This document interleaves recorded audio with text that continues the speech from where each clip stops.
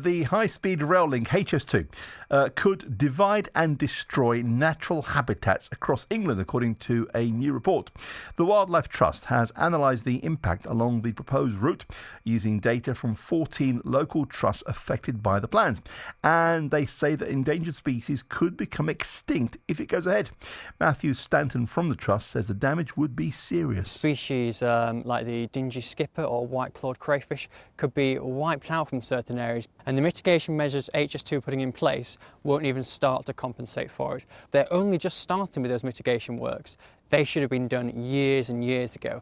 Those habitats need time to mature so wildlife can move into them. The company running the project, HS2 Limited, says the report's assessment contains a number of inaccuracies. It says it's done extensive work to relocate species affected by the proposed new high-speed rail line between London and the north of England. Anthony Coombe is the head of environmental sustainability for HS2. HS2 is planting around 7 million trees and shrubs. There'll be 40 different types of UK native species that will be mixed in. And we'll be creating around 33 square kilometres of replacement habitat up and down the route. That's equivalent of 4,600 football pitches. Well, let's talk to Penny Gaines, who's the chair of Stop HS2. Penny, very good afternoon to you. Welcome to the show. Good afternoon, Roberto. Penny, what do you make of this new report? Well, it's a really important bit of work that's been done. HS2 Limited have not made any public assessment of the environmental damage all along the route. So it was left up to charities like the Wildlife Trust and the Woodland Trust and a couple of others to actually compile a list of the sensitive environmental sites that HS2 is going to damage and destroy. So it's a really important bit of work. It just shows the huge scale of damage that HS2 is going to cause along the route. The public might be concerned about the overall cost of HS2, but is the potential impact on wildlife a big enough reason to stop a project, to concern the public into saying we don't want it?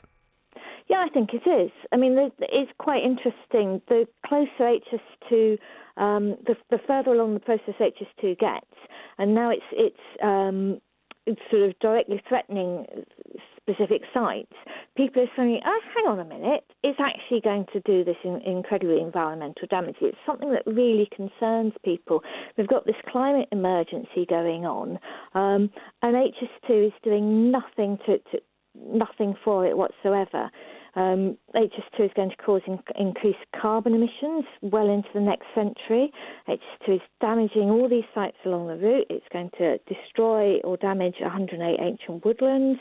This report lists I get it, I get the story because I've been following it for over 10 years, Penny. But for example, trains from London into Birmingham, if we want to change our impact on the planet, if we want to get people out of cars, and Birmingham, it seems, have got a big thing about getting people out of cars, isn't HS2 going to be the project that can overcome that?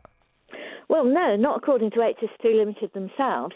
They're working on assuming that 4% of their passengers would otherwise have driven and 1% of their passengers would otherwise have gone by air, and 25% of their passengers wouldn't have travelled if it wasn't for HS2. So really what HS2 is doing will be taking passengers who would have gone by conventional speed trains and putting them on high-speed 2 trains, which go a lot faster and will use up a lot more energy.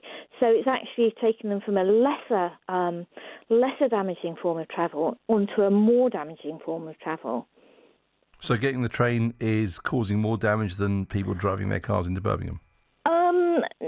Well, it's not specifically about going into Birmingham. No, of course not. It's that HS2 won't be getting those people out of their cars. HS2 will be getting people who wouldn't have travelled onto the HS2 railway. Can I ask you, Penny, sorry to interject, but the government commissioned a review, this new government commissioned a review into HS2 back in August. It is set to decide in the coming weeks with one of our own 3 Counties MPs, Grant Shapps, having to make that decision.